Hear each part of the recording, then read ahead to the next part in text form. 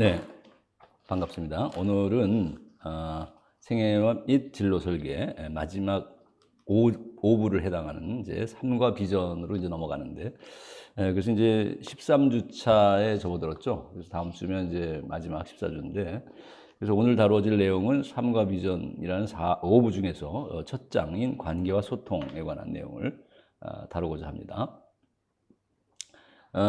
이 주제는 사실은 상당히 중요한 주제죠. 우리가 인생을 살아가는데, 우리가 이제 이 제목이 생애 및 진로 설계지만, 우리가 여러분이 그 삶의 인생 경로를 살아가면서 가장 중요한 것이 뭐냐라고 했을 때, 물론 뭐 어떤 사람은 뭐 돈을 버는 것일 수도 있겠고, 또 뭐 결혼을 하고 무슨 가정을 꾸미고, 또 우리가 뭐 직장 취업을 하는 이런 것들을 생각할 수도 있겠지만은, 사실 어떻게 보면 가장 중요한 인생을 살아갈 때 중요한 요소가 어떻게 보면 인간관계라고도 볼 수 있겠다. 네, 그래서 여러분이 사실 그 인간관계와 소통이라는 것을, 그러니까 서로 간에 이제 의사소통을 해나가는 인간관계 속에서 이제 소통을 해나가잖아요. 우리 서로.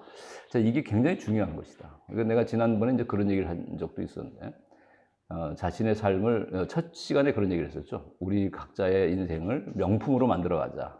그래서 브랜드 가치를 갖는 하나의, 우리 모두는 각자는 이름을 가지고 있듯이 각자는 하나의 브랜드다. 그래서 브랜드 가치를 실현하는 삶을 살아야 된다. 즉 명품으로서의 삶을 살아야 된다 그랬잖아요. 그리고 또 우리가 이런 말도 했었던 것 같아요. 내가 우리 인간과 인간의 만남, 한 개인과 한 개인의 만남이라는 것은 한 개인이 하나의 소우주고 하나의 세계를 이룬다고도 볼 수 있다는 거죠. 우리가 우주가 넓고 거대한 것처럼 보이지만은 사실 한 사람의 개성이라는 것도, 하나의 인격이라는 것도 하나의 우주에 멋먹는, 우주보다도 어찌 보면 더 큰 것일 수도 있는 것이 한 사람의 인성이라는 거죠. 그래서 우리가 자신 안에 있는 잠재된 능력을 개발하고 그것을 실현한 사람은 정말 그야말로 최고의 브랜드고 최고의 명품으로서의 삶을 사는 것이 되는 겁니다. 근데 사람들이 왜 그렇게, 모든 사람들이 그렇게 영향을 미치고 모든 사람에게 인정을 받는 그 명품으로서의 삶을 살지 못하냐면, 다 각자가 가지고 있는 잠재 능력들, 소질들을 다 끌어내지 못했기 때문이에요. 그래서 자신의 삶을 명품으로 가꾸고 브랜드 가치를 갖는 것으로 가꾸지 못하는 이유는 어찌 보면 자기 안에 있는 이 정말 거대한 우주라고 할 수 있는 자신 안에 있는 이 잠재력들을, 에너지를 다 말하자면 끌어내서 발휘하지 못했다고 볼 수 있는 거죠. 그래서 여러분의 삶이 각자의 가지고 있는 고유한 개성, 각자의 고유한 브랜드들인데, 그 가치를 실현하는 정말 잠재력을 다 드러낼 수 있는 그런 삶을 살기를 정말 희망하고 바랍니다. 그래서 오늘 인간관계라는 것은 이렇게 가치 있는 하나의 거대한 우주라고 할 수 있는 한 개인과 한 개인의 만남이 이제 인간관계거든요. 그러니까 얼마나 거대한, 정말 더욱더 큰 시너지를 이루는 엄청난, 뭐 정말 요즘 우리가 인터넷 세상을 메타 유니버스라고 하는데, 그야말로 정말 메타 유니버스 이상의 값어치를 갖는 게 인간관계라는 거죠. 어찌 보면. 그러니까 우리는 뭐 IT 산업이나 이런 IT 문화에 젖어서 정보통신을 우리가 향유하고 살면서 그냥 인터넷 세계야말로 진정한 세계고 가장 큰 넓은 세계고 메타 유니버스고 이런 얘기를 하고 또 그런 느낌을 가지고 살지만은, 사실은 그보다도 더욱더 큰 우주는 우리 개인 안에 잠재하고 있는 이런 에너지와 능력과 소질들의 이런 우주고, 또 이것과 다른 사람과의 만남이라는 것은 정말 엄청난 시너지를 이루는 하나의 별과 별의 만남이자 우주와 우주의 만남인 것이죠. 그러니까 이것이 얼마나 거대한 또 새로운 우주를 만들어내겠어요. 그러니까 여러분이 인간관계가 얼마나 중요하냐는 것은 앞에서 했던 내용들도 연결시켜서 생각해 본다면 여러분 이해할 수 있을 것이고, 그리고 오늘 이제 이 교재에 나온 내용들을 보게 되면은 그 중요성에 대해서 설명할 때, 우리가 사실 인생에서 우리가 성공과 실패를 논할 때 정말 85%에 해당하는, 우리가 여기 보면 하버드 대학의 위건 박사가 연구한 이제 결과인데, 조사 결과인데, 어떤 우리가 사업에서 실패했든 인생에서 실패했든 간에 어떤 실패의 원인이 무엇인가라고 했을 때, 우리가 많은 사람들은 정보나 지식이 부족해서 실패했나?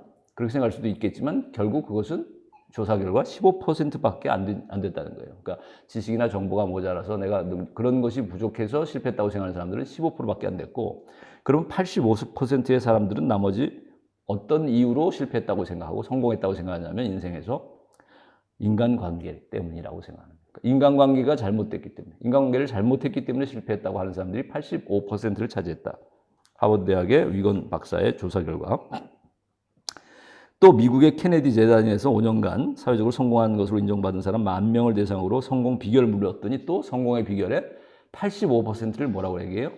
인간관계라고 대답합니다. 결국은 인생에서의 성공과 실패를 좌지우지하는 85%, 거의 정말 거의 모든 요소 중에서도 가장 최고의 중요한 기준 요소가 인간관계였다는 거죠. 결국은. 그러니까 얼마나 인간관계가 중요한 것이냐. 여러분이 원만하고 좋은 인간관계를 맺는다는 것은 얼마나 중요한 것인가라는 것을 여러분이 알아야 되겠고. 그래서 사람과의 사이 속에서 우리가 대화를 하고 소통을 하고 또 공감을 하고 서로 어울리는 이런 그 삶이 얼마나 중요한가를 이제 우리가 알 수 있겠다.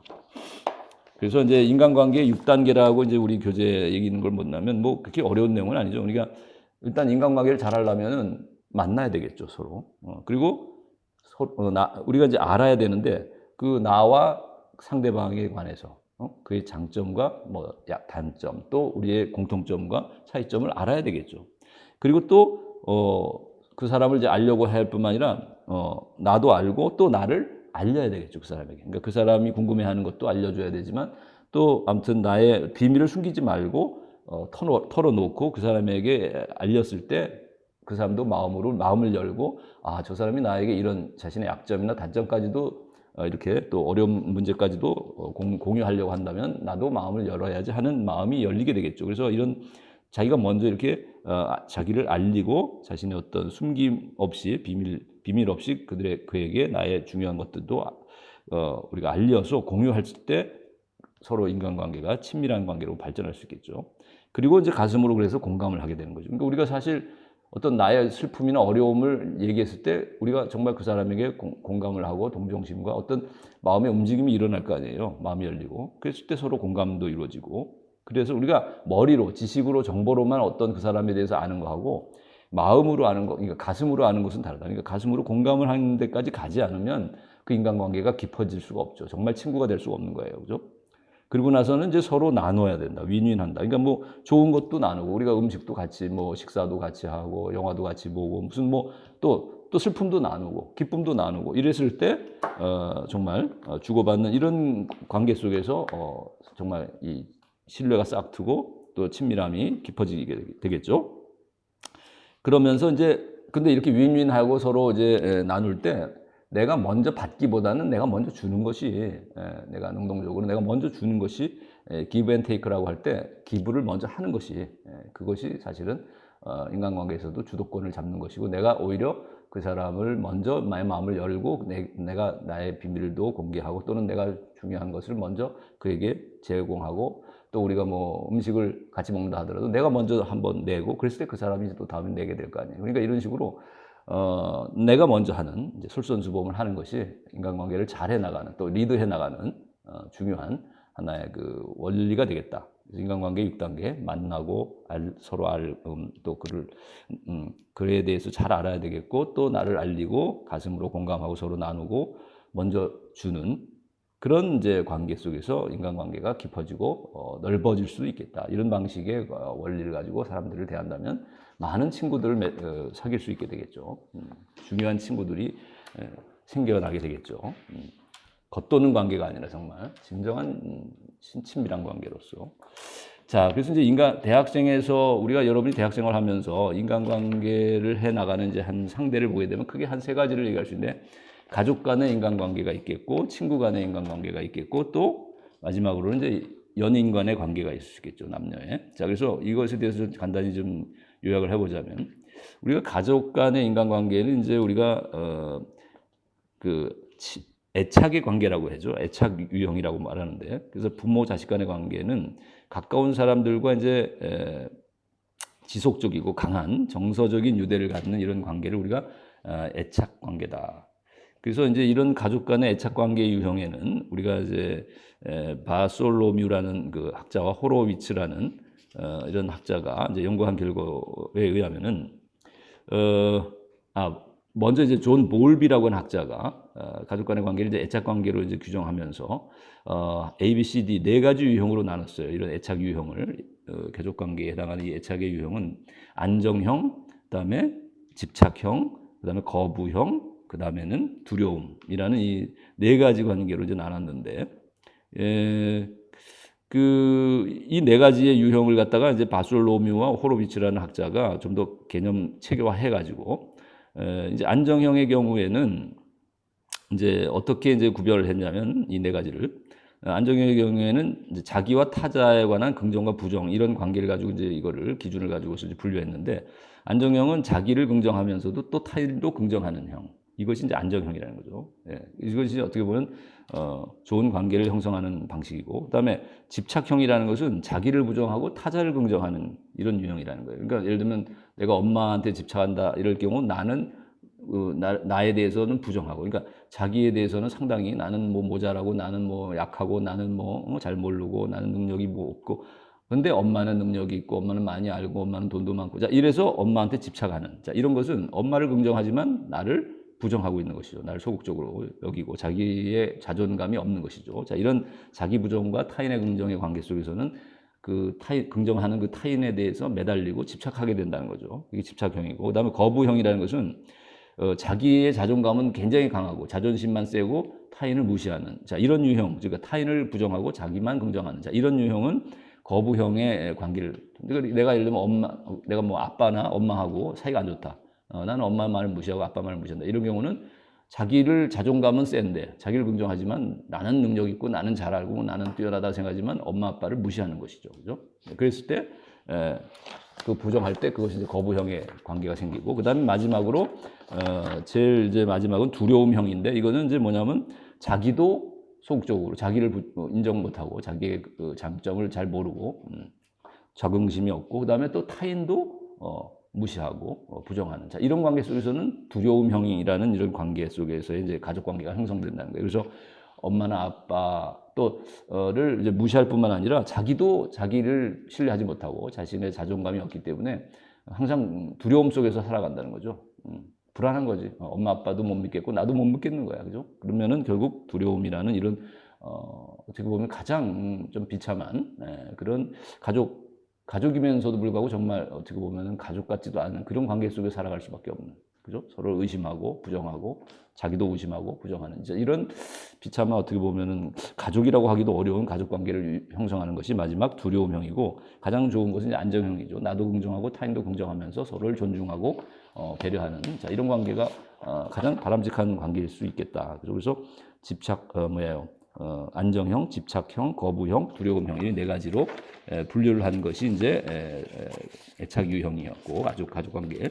자, 그다음에 친구와의 관계를 여러분이 이제 얘기하자면, 친구와의 관계를 맺는 어떤 규칙 내지는 원칙이라는 것은 네 가지를 들고 있는데, 친구로 우리가 대하려면 서로 지원을 해주는 관계여야 된다. 그러니까 이거 뭐 물적인 지원뿐만 아니라 어떤 정서적인 지원이 또 중요하죠. 그러니까 그 사람이 어려울 때 격려해주고, 그죠? 그 사람이 기쁠 때 같이 기뻐해주고, 뭐 이런 게 지원이잖아요. 서포터가 되어야 된다. 그러니까 우리가 팬클럽에서 뭐 서포터즈 뭐 이러는데, 그죠? 팬들을 막 지원하잖아요. 뭐 물심양면으로. 이게 친구 관계에서도 가장 중요한. 그러니까 누구의 팬이 된다는 것은 그 사람이 친구가 되는 거잖아요. 우선적으로는, 그죠? 열렬한 친구가 되는 거죠. 우선적으로는. 그래서 친구 관계에서도 이 서포터의 이런 서포트를 해주는 것이 중요하다. 두 번째는 이제 신뢰의 관계가 있어야 된다. 그러니까 그를 지원하고 물심양면으로 위로하고 도와주지만 또한 그를 존중해야 되죠. 존중하고 믿고, 그래서 비밀도 털어놓을 수 있어야 친구라는 거죠. 서로 어려움도 얘기하고 고백하고 기쁜 것도 같이 나누고, 이런 신뢰 관계가 있어야 되고, 그 다음에 이제 친구 사이라면 뭔가 좀 재미나 즐거움도 같이 나눌 수 있어야 되겠죠. 유머라든지 즐거움도, 그러니까 뭐 영화도 같이 보고 뭐 오락도 같이 하고 뭐 어떤 같이 또 운동도 같이 한다든가 뭐 즐거움을 나눌 수 있는 같은 취미를 갖는다든 뭐 이런 것들이 아무래도 개입돼야만 그 친구 관계가 또 즐겁고 오래 가겠죠. 긍정적이고. 그 다음에 마지막으로는 관용과 포용의 이제 이런 배려의 마음이 있어야 되겠다. 그래서 뭐 친구가 뭐 다른 뭐 애인이 생겼다든가 뭐 친구가 또 다른 친구들하고 막 재밌게 지낸다고 해서 그걸 막 너무 시기 질투하거나 자, 이렇게 되면은 이게 이제 관계가 소원해지고 멀어질 수밖에 없잖아요. 그죠? 그러니까 그런 것들도 인정하고, 그래, 너도 뭐 독립적인 하나의 또 인격인데 뭐 나만 친할 수 있겠니? 뭐 다른 사람하고도 친할 수 있고, 뭐 애인이 생길 수도 있겠지. 뭐 이런 식으로 좀 너그럽게, 또 나도 뭐 다른 사람 친할 경우도 있고, 다른 애인이 또 나도 뭐 연애할 수도 있으니까, 그럴 땐 또 네가 이제 이해해줘, 이런 식으로 포용하고 뭐 이렇게 관용적으로. 자, 이런 것들이 이제 마지막 네 번째. 그래서 지원, 서포트를 해줘야 되고, 서로를 믿고 존중하고 신뢰하며 즐거움을 나누고 관용적으로 대하는 것. 이것이 이제 친구를 사귈 수 있는 하나의 원칙이 되겠다. 서로 간에 오래 갈 수 있는 친구 관계가. 자, 그다음에 이제 연인 관계에 관한 얘기를 좀 하자면, 우리가 연인이라는 것은 이제 사랑의 관계잖아요, 남녀 간에. 근데 이런 사랑의 관계를 우리가 로버트 스턴버그라는 학자가 사랑의 이런 구조와에 대해서 8가지 유형을 분류했어요. 이것은 좀 재미있어서 여러분이 한번 소개할 수 있는 것 같아요, 이 교재에 있어서. 그 사랑의 유형을 이제 8가지로 분류했는데, 첫 번째 사랑의 유형은 이제 친밀감만 있는 경우.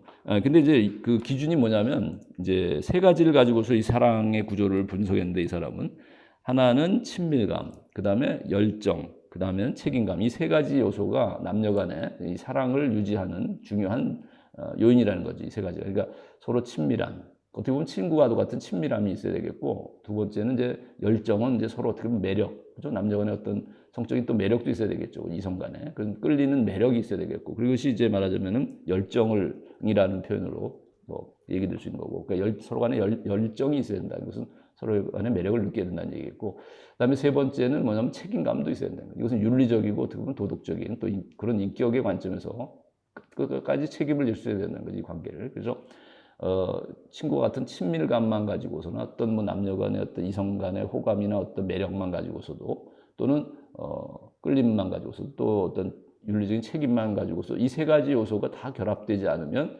사실은 바람직한 남녀 관계가 오래가지 못한다는 거죠. 그래서 첫 번째 유형은 이제 그 3가지 요소 중에 친밀감만이 있을 때, 자, 이런 연애 관계라는 것은 이런 사랑의 유형을 호감이라고 한다. 그러니까 그 사람은 난 호감이 있어. 이건 어떻게 보면 사랑이 싹트기 시작할 무렵의 얘기 정도 될 수 있겠죠. 어떻게 보면 친구에서 연인으로 발전하는 경우가 있다면, 그것은 아직 친구에서 연인으로 가기 직전에 어떤 그런 애매한 썸 타는 정도, 뭐 어떤 그런 상태에서의 호감을 얘기하는 거죠. 그 호감은 친밀감이 이제 주된 감정이고, 아직 아주 그냥 강렬한 열정이나 그런 남녀 간의 매력이나 또는 책임감까지를 얘기할 수는 없는 그런 상태다.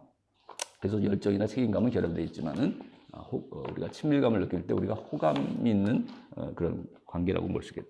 두 번째는 이제 그 두 번째 사랑의 유형은 이제 열정만 있는 경우, 이런 경우를 우리가 도취라고 말할 수 있겠다. 어떤 사람한테 이제 도취적인 사랑, 도취된 사랑을 하는 경우, 이런 걸 우리가 이제 열정만 있고 어떤 친밀감이나 책임감은 아직 결여되어 있는, 자, 이런 경우를 우리가 도취된, 우리가 뭐 눈에 뭐가 씌었다고 하죠. 그러니까 너무 갑자기 뭐 첫눈에 뭐 반해가지고 완전히 빠져버리는 사랑, 이런 것은 그 사람이 그냥 이성적으로 너무 매력적으로 다가오고 아주 정말 열정을 느끼게 하지만은 맹렬한 사랑의 감정을 느끼게 하지만 친밀감을 가지고 시작한 것도 아니고 또는 우정의 그 친밀감도 없었고 예전에, 그다음에 또 책임감도 아직은 느끼지 못한 상태에서 그저 매력에 빠져버린, 자, 이런 경우가 이제 돌취적인 사랑이라는 거죠. 열정만 가진. 그 다음에 이제 공허한 사랑은 이제 책임감만 있는 경우. 그러니까 우리가 윤리적인 책임은 마지막에 이제 어떻게 보면은 중요한 요소일 수도 있겠는데, 이게 시작점이라고 할 수 있는 어떤 호감이라든지 친밀한 감정이나 아니면 또 매력, 남녀 간의 매력은 못 느낀 채로 그냥 책임감만 느끼고 있다. 이런 경우는 상당히 뭐랄까, 이성 간의 사랑이라고 하기에는 정말 매우 안고 없는 찐빵이고 내용이 빠진 사랑일 수밖에 없잖아요. 그러니까 이걸 공허한 남녀 관계다, 공허한 사랑이라는 거죠. 책임감만 남는 경우는, 그죠? 이게 어찌 보면 오래된 부부 관계일 수도 있어, 이런 거, 그죠? 뭐 나도 이제 60에 곧 내년인데, 이렇게 오래 한 30년을 이렇게 부부 생활 하다 보면 이제 책임감은 있지. 가족 관계, 가족으로서 내가 가장으로서의 책임도 있고, 뭐 남편으로서의 책임은 느끼지만 사실 좀, 그죠? 열정이나 이런 것들은 식어서, 자, 이런 게 어떻게 보면 늙은 상태에서 어떤 느끼는 사랑의 감정일지 모르겠는데, 이게 이제 만일 젊을 때 이런 걸 느낀다면 상당히 공허한 사랑일 수밖에 없겠다.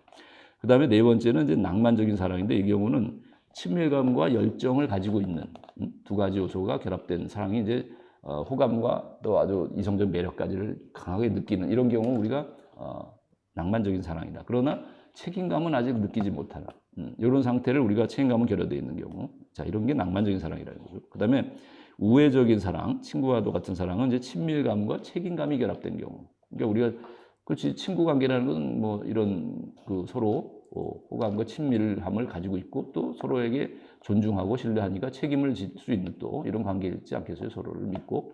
그러니까 친밀감과 책임감을 가지고 있다면 이것은 이성 간의 사랑보다는 어찌 보면 친구 간의 어떤 좋은 감정일 수도 있는 것에 가깝다. 그래서 우애적인 사랑이다. 이것이 친밀감과 책임감을 가지고. 그러나 남녀 간의 어떤 이성으로서의 매력, 열정 이거는 좀 결여되어 있다는 거죠.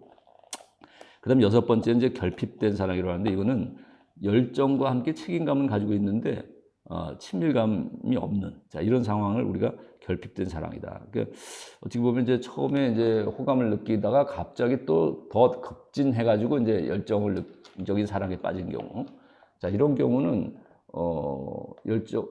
아니죠.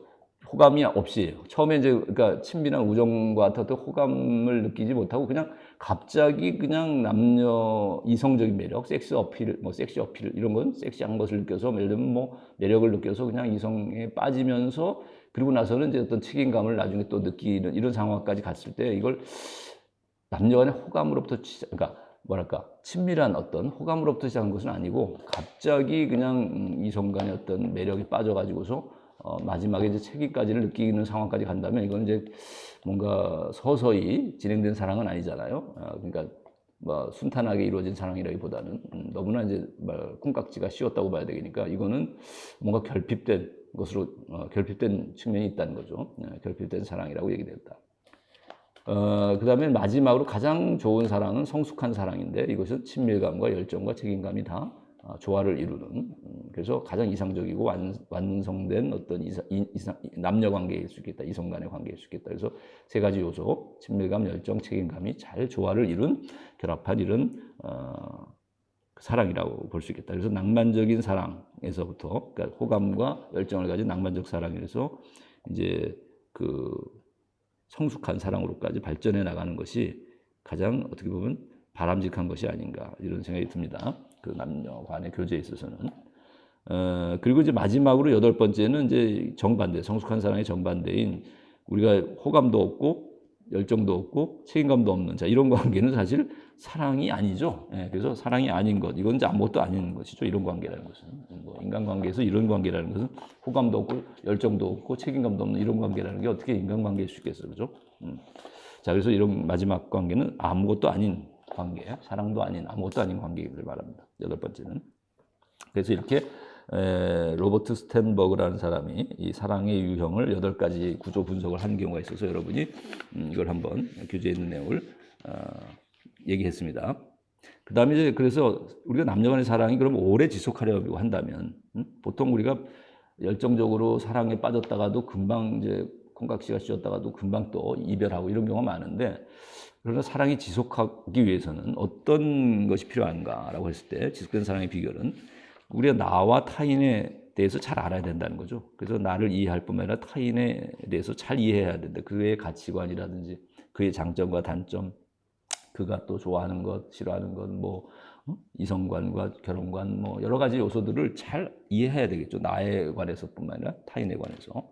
그래서 우리가 서로 일치하는 것과 또 차이에 대해서도 그러니까 나 자신을 알고 또 타인을 알고 서로의 일치와 차이점을 잘 알고 그 다음에는 세 번째는 이제 서로의 사랑의 깊이를 또 다 잘 알고 있어야 돼요. 그러니까 나만 너무 앞서가고 그 사람은 뒤처진다든가 그 사람이 너무 앞서가고 나는 뒤처진다면은 이 밸런스가 안 맞잖아요, 그죠? 사랑의 어떤 깊이가 조절이 돼서 어떤 균형을 이루어줘야 서로 간에 정말 같은 정도의 수준으로 사랑을 해 나갈 때 이게 정말 조화를 이룰 수 있지. 너무 한쪽에서 앞서 나간다면, 그죠?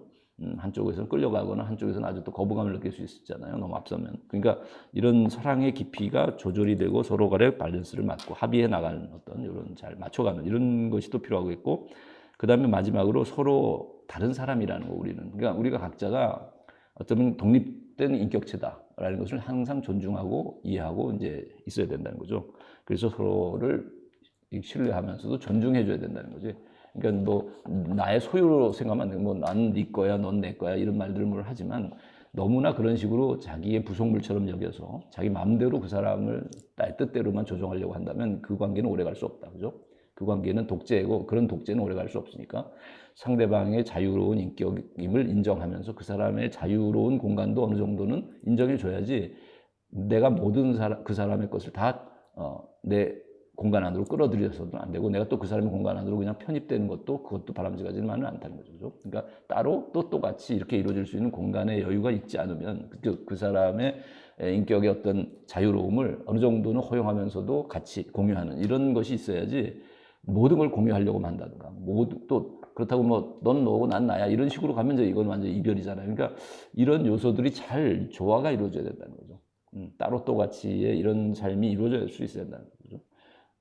자, 그래서 자, 이런 것은 부부 관계도 마찬가지예요. 그러니까 부부라고 하더라도 뭐 한 집에 산다고 해서 다 모든 게 공유되는 건 아니거든요. 그래서 우리가 나이 들면은 다 각방을 쓰게 되는 이유가 한 집에 있지만 각방을 쓰게 되는 이유가 그 사람의 자유의 공간을 줄 수밖에 없어. 그것이 서로 간에 존중을 해주는 방식이 될 수도 있고 그래서 나이 든 부부들은 거의 각방을 쓰게 되는 거예요. 그러니까 따로 또 똑같이 뭐 같이 식사하고 또 같이 물론 할 때도 있겠지만 또 각자의 또 삶을 또 존중해주는 그런 측면도 있어야 된다는 거죠. 심지어는 부부도 그렇다는 거죠. 그러니까 애인의 경우도 우리가 이런 서로 간의 자유를 인정하는 이런 측면이 또 있어야 된다는 거죠. 자, 그래서 독립된 인격체로서 이해해야만 오래 갈 수 있겠다. 그 다음에 이제 의사소통의 기술에 관한 세 번째. 자, 의사소통을 잘하는 것이 인간관계에서는 정말 중요하죠. 근데 이 의사소통에도 어떤 기술적인 측면이 있다. 그래서 자, 의사소통이 일단 세 가지 요소라고 한다면은 이제 자각이라는 게 있는데, 그러니까 현재 내 마음 상태를 우리가 자각할 수 있어야 되고 일단, 그러니까 의사소통하기 전에 나를 알아야 돼. 그러니까 다른 사람에게 내 의견을 전하고 그 사람의 의견을 내가 받아들이기 전에 일단 나는 나 자신에 대해서 잘 자각하고 있어야 된다. 그러니까 내 생각이나 내 상태나 내 마음의 감정이나 내 의도나 내 의지를 내 희망을 잘 알고 있어야죠. 그래야 전달할 수 있을 거 아니에요. 그리고 또 사람의 것도 이해할 수 있지. 다른 사람의 그런 상태를. 그래서 내 상태에 대해서 나의 지정의에 해당하는 이 마음의 상태를 잘 깨닫고 있고 알고 있어야 되고 첫 번째. 그다음에 두 번째는 말을 할 수 있어야 되겠지. 잘 말을 해야 돼. 이걸 요령 있게, 그러니까 정말 상대가 이해할 수 있는 언어로 잘 말해줄 수 있어야 돼. 그러니까 내 마음의 상태를 잘 전할 수 있어야 된다는 거지, 말로써. 세 번째는 이제 그 사람이 그렇게 이제 내 말을 전했을 때 그 사람이 이제 어떤 반응을 할 거 아니에요. 뭐 놀라거나 아니면 말을 하거나 아니면 뭐 말을 안 하더라도 뭐 제스처를 하거나. 자, 이런 상대방의 반응. 또 그 사람의 이야기를 내가 또 잘 경청할 수 있어야 된다는 거죠. 이 세 가지가 의사소통의 가장 중요한 세 가지 요소다. 즉, 내 마음 상태를 잘 알아야 된다. 나의 생각과 나의 의지와 나의 감정을 잘 깨닫고 있어야 되고 그 마음의 상태를 잘 전달할 수 있는 언어로서의 말하기, 표현이 있어야 되고 그리고 마지막 세 번째 그 사람의 의견이나 또 그 사람의 제스처나 그 사람의 어떤 반응을 그의 말을 잘 경청하고 관찰하고 그 사람을 이해하는 자 이런 태도가 있어야 된다. 이게 적극적인 경청의 또 태도가 있어야 된다는 거죠. 그래서 가장 중요한 의사소통에 있어서는 물론 아까 말한 세 가지 요소가 다 중요한데 마지막 것이 소홀해질 경우가 많다는 거예요. 다른 사람의 의견을 좀 무시하거나 내 말만 하려고 하거나 내 마음만 표현하려고 하는 이런 경우가 있었을 때는 의사소통이라는 것이 아니라 그것은 자기 의사 표현으로 끝나는 거지. 의사소통이 아니라. 그러니까 소통이 되려면 이런 표현뿐만 아니라 그 사람의 표현을 잘 또 받아들이고 경청할 수 있는 이런 자세, 열린 자세, 그 사람을 인정하고 내가 한 걸음 물러나서 또 듣기를 잘 들어주는 자 이런 자세까지 마지막 세 번째가 또 중요하다는 거예요. 그러지 않으면 인간관계 소통이 오래 가지 못하고 일방적인 내 주장만 하다가 내 표현만 하고 끝나버리는 인간관계가 오래 가지 못하는 자 이런 어려움이 생길 수 있으니까 마지막 세 번째 경청 그 사람의 입장을 잘 들어주고 이해하려고 하는 자 요 자세가 매우 중요하다.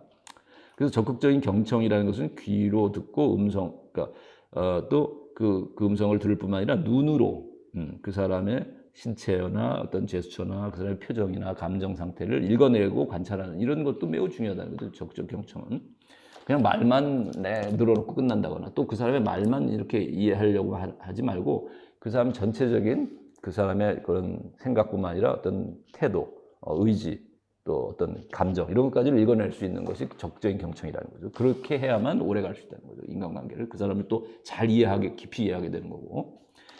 자, 그래서 이제 이런 이제 그 사람이 주는 메시지를 우리가 잘 이제 이렇게 받아들이는 적극적인 경청이 있어야 되겠다. 그다음에 이제 그 우리가 의사소통의 기술로서 얘기될 수 있는 건 그래서 자 어떻게 그 사람의 의견을 이제 파악하느냐 할 때 그 기술적인 측면은 우선 그 사람이 어떤 얘기할 때 적극적 경청의 하나의 방법인데 자 하나는 그 사람이 이야기한 것을 반사한다 또는 반영한다. 그건 뭐냐면 그 사람이 뭐 이런 얘기를 하면 아 그렇구나 맞장구 쳐주고 그 사람의 이야기를 다시 한번 반복해 주는 거죠. 거울처럼 그 사람의 의견을 그대로 수용해 주면서 공감하고 아 그래 하고 적극적인 말하자면 뭐랄까 리액션이 있는 건데 리액션이 반대적인 리액션이 아니라 정말 긍정적인 리액션이 있어야 된다는 거죠. 아 맞아 그렇구나 그래 너 이랬구나 그럼 아 그래 이랬다는 거지 하면서 반복해주고 반사적인 반영하는 이런 리액션 이것이 이제 그 사람을 이해하는 이제 호감을 줄 수 있는 거고 또 번째는 명료화라는 기술은 그 사람이 한 말을 내가 내 말로 정리를 다시 해주는 거예요. 간단하게. 이제 적절한 질문이라든지 또 의미를 명확히 하기 위해서는 간단한 질문을 한다든가 또는 나의 식의 표현으로 그 사람의 말을 다시 정리해 주는 거죠. 정리해 주기 위해서 또 그 사람이 잘 정리해 나가도록 자기의 생각을 조리 있게 또 정확하게 또 뭐랄까 명확하게 요약을 할 수 있도록 질문을 통해서 더 확인하고 더 명확히 해 나가는 이런 방식. 이게 이제 명료하죠. 질문을 통해서. 적절한 질문을 해야 되겠죠. 뭐 기분 나쁜 질문을 해서는 안 되겠고. 그래서 스스로 그 상대방이 자기가 했던 말들과 자신의 마음 상태를 정리해 나가고 더 잘 깨닫게 도와주는 방식의 명료화해주는 기술이라는 거죠. 그 사람의 말을, 생각을. 세 번째는 나 메시지 방식인데 이것은 I sentence라고 그러죠, 영어로는. 그래서 나를 표현하는 건데 이제 예를 들어 어떤 감정적으로 뭐 기분이 나빴다든가 내가 그 사람에 대해서 막 이랬을 때도 그냥 화를 내고 막 이러기보다는 너 왜 이렇게 잘못했어라고 너라는 말을 가지고서 주어를 써서 꾸짖는 게 아니라 아 나는 이렇게 너가 말을 했을 때 나는 좀 마음이 아팠어 이렇게 표현한다든가 아 내가 마음이 조금 우울해 그럼 왜 그래 그러면 아 내가 사실은 네가 이런 말을 했을 때 내 마음이 조금 슬펐어 뭐 이렇게 표현하는 것이 야 너 왜 그따위로 말을 해 이렇게 화를 내는 것보다는 화가 나더라도 친구 관계 인간관계의 어떤 기술은 또 그 사람과의 어떤 말하자면은 의사소통을 잘 해나가는 기술은 그냥 야 너 이따위로 말할 거야 또 야 너 이런 짓의 행동은 정말 나쁜 짓이야 하지 마 뭐 이런 식으로 표현보다는 야 나는 마음이 지금 슬퍼 우울해 그리고 왜 그래 그러고 아 네가 이런 행동을 했을 때 내 마음이 조금 아팠어 이렇게 표현한다면 그 사람도 객관화시켜 본다는 거예요 자기를. 그러니까 나의 얘기를 하는 걸로 이렇게 들으면서 내 얘기 안에 자기 얘기가 끼어들어서 이런 것 때문에 내가 자기가 이렇게 하다고 상대방이 얘기하는 것을 들으면서 자기를 객관화할 수 있는 거죠. 근데 만약 you sentence를 가지고 얘기한다면 야 너는 이따위 식으로 말을 할래? 너 이따위 식으로 행동할래? 너 때문에 내가 너무 아파. 뭐 이런 식으로 얘기하면은 너를 주어로 해버리면은 이제 이게 객관화가 안 돼. 그러니까 나를 스스로 객관화 못하고 반발을 하게 되는 거예요. 공격으로 받아들이기 때문에 저 사람이 나를 지적하면서 공격했구나 하니까 그러면 너는 하면서 너라는 식으로 또 공격을 하게 되는 거예요. 그러니까 이 의사소통이 그러니까 의사소통이 서로 공격적인 걸로 나가고 싸움으로 번지고 결국 인간관계가 파탄나는 결과를 날 수 있다는 거죠. 너 you sentence로 얘기하게 되면 근데 I sentence로 얘기하게 되면은 아 나는 지금 마음이 좀 아프고 내가 지금 슬프다 내가 괴롭다 그러면 왜? 아, 이런 얘기를 들었어, 너한테. 네가 이런 행동을 했기 때문에 나는 지금 마음이 좀 슬퍼. 이렇게 표현하는 거하고, 야, 너 이따위로 행동할래? 야, 너 이런 식으로 할래? 뭐 이렇게 하는 거하고 다르다는 거예요. 그죠? 똑같은 내용인데도. 그래서 여러분이 의사소통의 기술이라는 거지, 이것이. 그 사람에게 화를 직접적으로 내는 게 아니고, 그렇게 되면은 싸움밖에 안 일어난다는 거지. 너하고 지적하면 그 사람도 너는 뭐 어떤데 하면서 또 너를 지적하게 되니까 이런 식으로 하면은 의사소통이 아니라 이건 단절이 된다는 거죠. 의사소통이. 그래서 의사소통을 마음을 열게 하고 의사소통을 계속해 나가려면 I sentence로 화가 나더라도 I sentence로 전달하는 것이 바람직하다. 친구 관계에서. 애인 관계에서도 마찬가지죠. 또 일반적인 관계에서도 마찬가지인 거예요. 그러니까 내가 화를 표현하는 방식이 I sentence로 표현하는 것이 가장 사실 좋은 것이라는 거죠. 화를 내지 않고 또 전쟁으로까지, 그러니까 막 언쟁으로까지 번지지 않는 또 인간관계 파탄으로까지 가지 않는 좋은 방식이 이런 I sentence의 표현 기술이라는 거죠. 의사소통 기술이다. 자, 그다음에 의사소통의 유형을 우리가 이제 보게 되면은 버지니아 사티어라는 사람이 뭐 구분한 네 가지 유형인데 처음에 회유형. 그러니까 자기 가치 감정을 무시하고 타인에 의존하면서 순종하고 타인의 기분에 맞추려 하고 쉽게 사과를 하고 무조건 찬성하는 이런 형이 이제 회유형의 그 의사소통 유형이다. 그러니까 좀 비굴한 유형이라고 봐야 되겠죠. 자기가 좀 뭐랄까 자존감이 좀 약한 유형이라고 봐야 되나? 그죠? 의사소통할 때 자기를 무시하고 자기 가치를 자기를 이제 자존감이 없이 무시하고 타인에게 그냥 의존하고 타인의 비유에 맞추 그러니까 아부형이라고도 볼 수 있겠다. 그지? 이 회유형이라고 하는 게 그러니까 다른 사람 비유나 맞추는 이런 형의 의사소통. 두 번째는 비난형. 이건 이제 너무나 자존감이 교만한 사람이지. 그러니까 자기만 잘나서 다른 사람 다 깎아내리고 다른 사람 시니컬하게 그냥 비웃고 비난하고 다른 사람에게 독선적으로 명령하고 지시하고 너는 왜 이따위 하면서 무시하고 타박하고 욕설도 하고 뭐 또는 뭐 이렇게 잘못을 맨날 지적하고 남의 탓하고 비난하고 자 이런 스타일의 인간관계가 있을 수 있다는 거죠. 아주 독선적이고 그러니까 우리가 뭘 갑질한다고 보통 얘기하죠. 갑의 관계, 갑을 관계에서는 자기가 항상 갑으로 대하고 남을 을로서 깎아내리고 무시하는 자 이런 태도의 인간관계를 하는 의사소통을 해나가는 유형도 있을 수 있다는 거죠. 우리가 어떤 뭐 아주 교만하고 뭐 저기 아주 이기적인 어떤 뭐 사업의 사장이라든지 뭐 회사의 어떤 뭐 사주라든가 무슨 뭐 회장이라든가 이런 사람이 아래 사원들 아주 하시한 뭐 이런 태도 이런 것은 이제 비난형, 독선적인 아주 그런 갑질을 하는 유형의 인간관계 의사소통 유형이다. 아까는 비굴한 회유형이라는 이제 비굴한 그런 의사소통 유형이라면 비난형은 아주 갑질을 하고 고압적인 독선적인 이런 유형의 의사소통 방식이다. 세 번째는 이제 초이성적인 형이다. 이거는 어떤 자기나 타인의 감정을 너무 무시하고, 그러니까 너무나 이성적이라는 거죠. 초이성이라는 게 이성적이지 않다는 뜻이 아니라 이성을 넘어서서 이성이 아니라는 게 아니라 오히려 너무나 이성적이라는 뜻이에요. 초이성. 그래서 지나친 이성형적인. 너무 감정을 무시하고 과소평가하고 매사에 아주 분석하고 평가하고 맨날 비판하고 지나치게 이성적인, 그리고 합리적인. 자, 이런 논리적이고 합리적인 이런 식의 판단과 추론만을 가지고서 항상 그걸 중요시해 가지고 이런 사람들은 이제 원칙주의적이고 너무 강박적이고 융통성이 없는, 그러니까 인간적인 매력이 좀 없는 사람이죠. 그래서 이런 사람과의 관계는 상당히 이제 오래 가기 어렵다. 또 지나치게 이성적이고 논리적으로 남을 꾸짖고 판단하고 분석하고 비판하고 꼬치꼬치 따지고 이러면은 그러니까 감정적으로 공감 능력이 없는 것이죠. 그죠? 공감을 해주고 위로해주고 이러지를 못하고 또 어떤 정도 융통성 있게 포용해주는 게 뭐 아니고 그냥 나쁜 점을 딱딱딱딱 지적하면서 이렇기 때문에 논리정연하게 항상 뭘 틀린 말은 없지만 상당히 이제 기분은 좋지 않은 상대방이 그 타박을 들으면서 그 비난을 듣고 어떤 그런 지적을 들으면서 틀린 말은 없고 논리정연하지만 상당히 이제 기분이 상할 수 있겠죠. 그죠? 감정을 배려하지 않으니까. 무시하는 감정을 이런 너무나도 지나친 이성적인 이런 의사소통 방식이 있을 수 있겠다. 그 다음에 마지막 네 번째는 산만한, 그러니까 엉뚱한 말을 하고 행동을 하고 부적절하게 반응을 하고 뭐 이런 이제 태도로서 의사소통하는 경우 이건 이제 뭐 의사소통이 제일 안 되겠죠. 이렇게 해줘서는 너무 논리적인가 하면 앞에 사람은 이거는 전혀 논리도 없고 그냥 막 산만하게 앞뒤가 안 맞는 엉뚱한 말과 행동과 부적절한 반응을 해버리면은 이거는 뭐 초등학생도 아니고 그죠? 산만한 형, 의사소통이 제대로 안 되는 형이고, 그 다음에 이제 마지막 가장 좋은 의사소통 유형은 그래서 회유형, 비굴한 형도 아니고 비난, 독선적이고 아주 갑질하는 유형도 아니고 너무나 차가운 냉철하고 이런 논리적이기만 한 의사소통도 아니고 앞뒤가 안 맞고 그죠?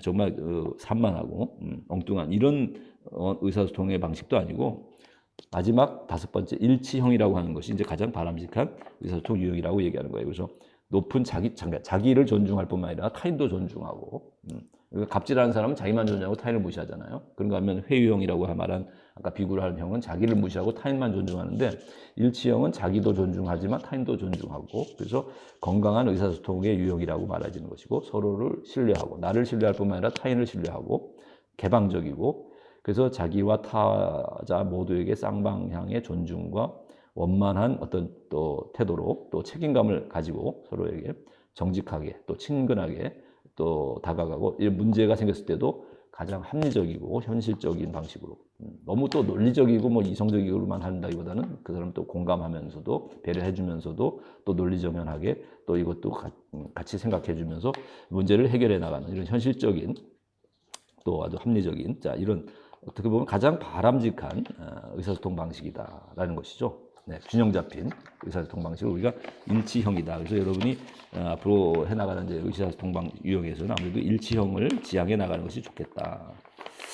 그 다음에 이제 스트레스 해소 방법에 대해서는 그 대처 방안에 대해서 내가 처한 상황을 이제 위협적으로 느끼거나, 그러니까 내가 처한 상황에 위협이 된다고 느끼거나 또 내 능력이나 내 자원으로서는 극복하기 어렵다고 느끼는 그런 상태를 우리가 이제 스트레스라고 하는데, 이 대처 방법 세 가지는 첫째, 문제 중심으로 대처한다. 즉 원인이 되는 스트레스의 원인이 되는 것을 그 문제를 해결하려고 노력하는 것이죠. 그래서 그 문제 중심의 대처 방법은 첫째는 문제를 좀 명료화해야 된다. 일단 무엇이 문제인가, 이게 스트레스를 가져다 주는 원인이 되는 이 문제가 무엇인가를 명료화하고, 두 번째는 그 해결책은 무언가를 이제 탐색을 해야 되고 찾아야 되겠죠. 세 번째는 그 여러 가지 해결 방안 중에서의 대안을 어떤 기준을 가지고 평가해야 되겠죠. 그 우선순위를 정해서 그 대안 중에 하나를 선택하고 결정해야 되겠죠. 그리고 실행에 옮겨야 된다. 그래서 문제 중심의 이제 해결 방식은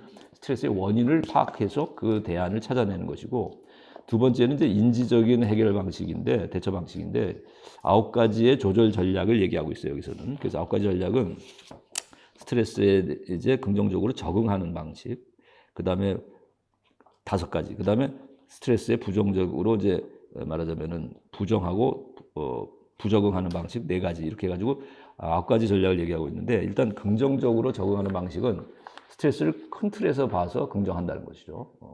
작게 보면은, 그러니까 우리가 이런 말이 있어요, 명언 중에. 찰리 채플린이 한 유명한 명언인데, 인생은 뭐 가까이서 보면 모든 것이 비극이지만 멀리서 보면 그 모든 인생사의 모든 것들은 희극이다, 이런 말이 있어요. 그러니까 멀리서 보면, 우주적인 관점에서 보자면 내 일은 아무리 큰 어려움이고 뭐 정말 불행이라고 하더라도, 큰 난관이고 뭐 역경이고 정말 스트레스를 주는 일이라 하더라도, 우리가 우주적인 관점으로 보면 정말 사소한 희극적인 하나의 코미디에 지나지 않을 수도 있고, 그러나 가까이 들어가 보면 모든 사람의 문제들은 다 비극적인 것이죠. 그래서 찰리 채플린이 그런 말을 했는데, 인생은 멀리서 보면 희극이고 가까이서 보면 다 비극이다, 이렇게 얘기했는데, 그러니까 큰 틀에서 보면은 아무리 큰 스트레스라고 여겨지는 것도, 내가 먼 인생길 전체를 가지고 이렇게 보면 내가 지금 겪고 있는 이 순간, 이 나이에 겪고 있는, 이 금년에 겪고 있는 이 어려움도 다 지나가리라는 생각에서 본다면, 지나고 난 뒤에서 보면 사실 별것도 아닌 걸로 여겨질 수 있다는 거예요. 그래서 큰 틀에서 바라봐서 긍정한다는 거고, 두 번째는 계획에 대해서 이제 다시 생각을 해본다. 그러니까 주어진 상황에서 할 수 있는 최선의 것을 생각하거나 상황을 변화시킬 계획을 다시 생각해 보는 거예요. 네, 그래서 그러니까 이 난관으로부터 극복해서 어떤 계획을 통해서 이거를 또 변화시키고 극복할 수 있을까를 다시 생각해 보는 거죠. 어려움이 있다면, 스트레스가 있다면. 그 다음에 이제 생각의 전환인데, 어떤 사건과 관계없는 어떤 즐거운 일이나 기분 좋은 것을 생각해 보는 거예요. 그러니까 뭐 기분 전환이라고 볼 수 있겠죠. 그러니까 뭐 지금 너무 큰 뭐 채점을 하는 게 나에게는 너무 큰, 또는 시험에 앞두고 시험 공부하는 게 너무 스트레스다 그러면 잠시 한 5분간 내가 좋아하는 음악을 듣는 거야. 아무 생각 없이, 그죠? 그러면 또 즐거워지잖아. 그지? 스트레스를 잊어버리게 되는 거잖아요. 그죠? 3분간의 그 가장 좋은 음악을 들는 순간은, 그러면서 다시 이제 공부에 의욕을 가지고, 동기부여를 가지고 다시 공부를 하면 되는 거죠. 그러나 계속 스트레스를 가지고 내가 공부해야 되는데 이 생각만 하고 있으면은 그 스트레스에서 벗어나지 못하잖아요. 그죠? 그러니까 각 생각을 다시 바꿔서 다른 좋은 것을 생각하거나 좋은 경험을 통해서 시간과 그 사건과 무관한 기분 좋은 것을 또 경험한다든가 생각해 보는 걸 통해서 전환해 본다는 거죠, 한번. 그 다음에 이제 수동적인 체념의 방식으로서 이제 긍정할 수도 있다. 뭐 지금 어쩔 수 있나? 받아들여야지 하면서 긍정하는 것이죠. 그 다음에 5번째는 이제 재평가하는 거예요, 이것을. 그래서 지금 이것이 어려운 일로 여겨지지만 이것이 사실은 더 좋은 배움의 하나의 기회가 될 수도 있다, 이런 식으로 긍정적인 재평가를 해보는 거죠. 그래서 우리가 뭐 큰 틀에서 바라보는 거하고 우리가 이렇게 긍정적으로 재평가하는 거하고는 연결고리가 있겠다, 그죠? 자, 그 다음에 부정적으로 이 스트레스를 대처하는 방식 중에는 자기 잘못이나 실수라고 생각해서 이 스트레스가, 야, 이게 어려움을 내가 겪고 있는데 이게 다 남의 탓이 아니다, 이거는 또 우연히 주어진 게 아니라 내가 잘못했기 때문이야, 이렇게 하고 자기 탓으로 돌리면서 그 원인을 나의 탓에서 해소를 시키는 거죠. 그래서 합리화시키는 거죠. 그래, 어려움 내 인과응보야, 내가 잘못하니까 내가 벌을 받아야지, 뭐 이렇게 감수하는 것이죠. 부정적 태도지만. 그 다음에 두 번째는 타인을 비난. 그러니까 이 원인이 나에게 있는 게 아니라 이번에는 이제 누구 때문이고 어떤 객관적인 어떤 이유 때문에 이런 스트레스가 생겼어라고 하면서 원인을 타인에게 이제 돌린다는 것이죠. 그래서 세 번째는 반추. 생각을 꼽집는다. 그래서 스트레스 상황에서의 부정적인 감정을 다시 확인하는 것이죠. 다시 성찰해 보는 것이죠. 꼽집으면서. 그 다음에 네 번째는 파국화. 지금의 스트레스 상황을 최악의 상황이라고 생각하고 극대화시킨다. 그러니까 자, 이거보다 더 나쁜 것은 이제 없어 하면서 오히려 이 뒤에 있는 모든 경험에 나의 생에는 이제 좋은 일만 있을 거야. 이제 이런 식으로 어떻게 보면 우리가 좋게 합리화하는 게 아니라 이건 앞에는 이제 긍정적으로 큰 틀에서 이거를 합리화하는 것이라면 큰 틀에서는 이게 사실 스트레스를 주는 요인이 나쁜 것만은 아니라고 보는 거라고 한다면은 재평가한다는 거 이런 거는 긍정적으로 재평가하는 방식은 이것이 최악의 상황이야 지금이. 이거보다 더 나빠질 수는 없어. 이제 앞으로는 이거보다 더 좋은 것밖에는 생겨날 수 없어. 이제 이런 식으로 아주 최고로 극도로 부정적인 것으로 이걸 오히려 평가함을 통해서 어떻게 보면 해소해 나가려고 하려는 거죠. 이 스트레스를. 어떻게 보면 우리가 뭐 이열치열이고 진짜 그죠? 더울 때 더 뜨거운 매운탕을 먹듯이 정말 어려움과 괴로운 어떤 악조건을 맞았다면 스트레스를 받는다면 그래 지금 겪는 스트레스 이게 최악이에요. 이제 앞으로는 이거보다는 더 좋은 경험만 있을 거야. 이제 이런 식으로 생각해 볼 수도 있겠죠. 그죠? 이것이 최악인 것이라고 극대화시켜서. 자, 그다음에 이제 마지막으로 신체적인 대처가 있을 수 있는데 스트레스의 이제 대응 방식은 그래서 호흡이나 심장 박동이나 근육을 이제 이완시키고 그래서 근육 이완을 하고 운동을 해가지고 스트레스를 해소하는 방식도 있다. 그래서 웃음 치료라는 게 또 있죠. 그래서 웃음이라는 것이 헬레라고도 하는데 그 어원이 이 헬레라는 말에서 헬스라는 말이 왔다. 그래서 건강이라는 것이 웃음과 밀접하다는 거지. 우리가 웃음을 통해서 정말 몇 년의 그 인생을 더 살아갈 수 있는 그런 건강을 회복할 수 있는 방법이 웃음이라고도 얘기하죠. 그러니까 많이 웃는 사람이 오래 산다고 얘기하죠. 그리고 스트레스를 많이 해소할 수 있게 된다는 거죠. 웃음을 통해서. 그래서 웃음 치료라는 분야도 있어요. 그죠? 억지로라도 웃음을 통해서 우리가 회복을 한다는 거죠. 스트레스를 이겨나가고 또 건강을 유지할 수 있고 그걸 통해서 생명도 연장할 수 있다는 얘기가 있어요. 그죠? 웃음이라는 게 그렇게 중요하다. 엔돌핀을 돌게 하고 호르몬도 조절할 수 있고 웃음을 통해서. 자, 그래서 우리가 기분 전환하는데 이 웃음 치료라는 것도 중요하듯이 또 신체적인 이완이라든지 웃음을 통해서 신체가 이완되다잖아요. 그죠? 긴장이 풀리고. 자, 이렇게 신체적인 어떤 호흡이나 심장 박동이나 근육의 이완 또 웃음 치료 이런 걸 통해서 스트레스를 해소하는. 자, 이런 여러 가지 이제 크게는 세 가지죠. 문제 중심의 해소 방법, 또 9가지 인지적인 전략, 그 다음에 신체적인 이완, 웃음을 통해서 치료해 나가는 방식의 스트레스 해소 방법에 대해서 오늘 알아봤습니다. 네, 오늘 여기까지 하겠습니다. 수고했습니다.